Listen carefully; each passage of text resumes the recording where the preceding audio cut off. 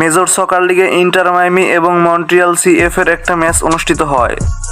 ম্যাচটি শুরুর মাত্র 22 মিনিটে আমরা দেখতে পারি মন্ট্রিয়াল সিএফ এর জুলিস অ্যান্থনির অ্যাসিস্টে গোল করে মন্ট্রিয়াল সিএফ এর ব্রাইস দুকের অসাধারণ একটি গোলে মন্ট্রিয়াল সিএফ 1 গোলে এগিয়ে যায়।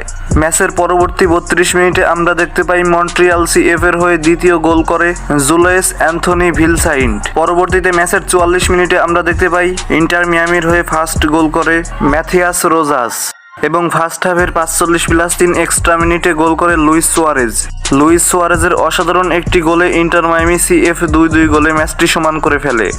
পরবর্তীতে ম্যাচের 59 মিনিটে প্রিমারি সেন্টার মিডফিল্ডারে থাকা বেনজিমান ক্রেমেসির অসাধারণ একটি গোলে ইন্টার মায়ামি 3-2 গোলে ম্যাচটিতে এগিয়ে যায়।